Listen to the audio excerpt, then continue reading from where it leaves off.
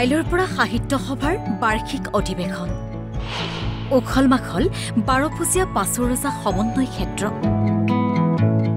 আৰু মাত্ৰ কেইটামান ঘণ্টাৰ পাছতেই 12 পাছৰজা সমন্বয় ক্ষেত্ৰত অনুষ্ঠিত হ'ব অসম সাহিত্য সভাৰ একাদশ বাৰ্ষিক বিশেষ অধিৱেশন অধিৱেশনৰ বাবে চলিছে ব্যাপক প্ৰস্তুতি যুদ্ধকালীন তৎপৰতাৰে শেষ প্ৰস্তুতি চলিছে অধিৱেশনৰ 12 শতদল শাখা সাহিত্য সভাৰ আহ্বানত অসম সাহিত্য সভাই আয়োজন কৰা সাহিত্য সভাক সফল কৰি তুলিবলৈ আদৰণী সমিতিয়ে গঠন কৰিছে 34খন উপসমিতি দিনে নিশাই ব্যস্ত হৈ পৰিছে আদৰণী সমিতিৰ বিষয়ববীয়া আৰু স্থানীয় ৰাইজ একেলগে 10,000 লোক বহিব পৰাকৈ নিৰ্মাণ কৰা হৈছে মূল সভা মণ্ডপ 15,000 লোকে আহাৰ গ্ৰহণ কৰিব পৰাকৈ নিৰ্মাণ কৰা হৈছে ভোজনালয় গৃহ আমি আশা কৰিছো যে আৰু মাত্ৰ কেইটামান ঘণ্টা বাকি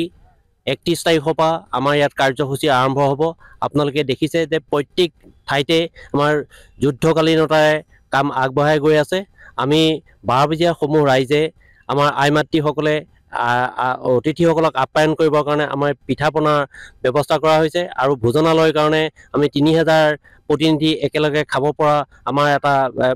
মঞ্চ আমাৰ তৈয়াৰ কৰা হৈছে 2 ফেব্ৰুৱাৰীত মুকলি সভাত উপস্থিত থাকিব মুখ্যমন্ত্ৰী ডক্টৰ হিমন্ত বিশ্ব শৰ্মা 3 ফেব্ৰুৱাৰীত সংগীতানুষ্ঠান পৰিৱেশন কৰিব জুবিন গাৰ্গে কল্পনা খৰাই দিছে তেখেতে আমাক কথা দিছে যে 2 তাৰিখে মুকলি সভাত তেখেত উপস্থিত থাকিব তাৰ লগতে 3 তাৰিখে আমাৰ অসমৰ জনপ্ৰিয় সকলোৰে হাৰ্য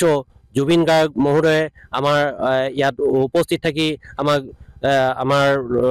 শিল্পী তেখেত উপস্থিত থাকিব তাৰ লগতে 2 তাৰিখে অসমৰ স্বনামধন্য প্ৰায় 20 গৰাকী শিল্পীয়ে আমাৰ ইয়াত উপস্থিত থাকি তেখেতসকলৰ গীত পৰিৱেশন কৰিব তাৰ লগতে 1 তাৰিখ আৰু 31 তাৰিখে আমাৰ মৰিগাঁও নগাঁও আৰু হুজাই আৰু 12 বজীয়া অঞ্চলৰ বিভিন্ন জনগোষ্ঠীয় শিল্পীসকলে ইয়াত গীত নৃত্য প্ৰদৰ্শন কৰাৰ লগতে আমাৰ মৰিগাঁও আৰু হুজাই আৰু নগাঁও জিলাৰ শিল্পীসকলে ইয়াত অংশগ্ৰহণ কৰিব এই অধিৱেশনত বিভিন্ন শাখাৰ 3 সহস্ৰাধিক প্ৰতিনিধিৰ লগতে বিশ্ববিদ্যালয়সমূহৰ উপাচাৰ্যসকলক আৰু দেশৰ বিভিন্ন প্ৰান্তৰ কেইবাজনো প্ৰথিতযশা সাহিত্যিকে অংশগ্ৰহণ কৰিব 3000 আমাক যিটো অসম সাহিত্য সভাই যিটো হিচাপ দিছে আমি 3000 পৰা 3500 প্ৰতিনিধি উপস্থিত থাকিব তাৰ লগতে অসমৰ লগতে উৰিষ্যাৰ পণ্ডিত সংস্কৃত পণ্ডিত তেখেত উপস্থিত থাকিব অসমৰ প্ৰত্যেকখন বিশ্ববিদ্যালয়ৰ উপাচাৰ্যসকলে ইয়াত অংশগ্ৰহণ কৰাৰ কথা আছে আৰু অসমৰ বিভিন্ন কবি বিভিন্ন সাহিত্যিক বিভিন্ন স্বনামধন্য সাহিত্যিকসকলে ইয়াত অংশগ্ৰহণ কৰি আমাক উৎসাহিত কৰিব বুলি পেলাই আমি আশাবাদী অসমৰ বিভিন্ন সংস্কৃতিৰ প্ৰয়োভৰে নিৰ্মাণ কৰা হৈছে বৃহৎ আকাৰৰ মূল প্ৰৱেশদ্বাৰ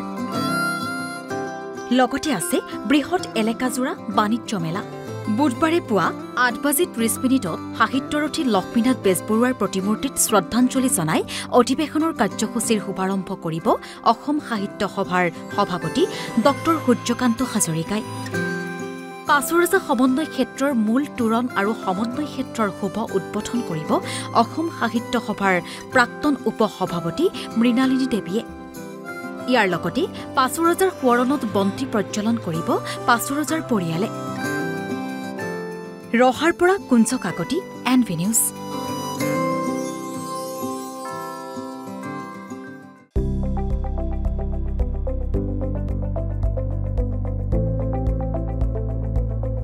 এনবি নিউজ সহজ সৰল ভাষাত নৱভাৰতৰ কথা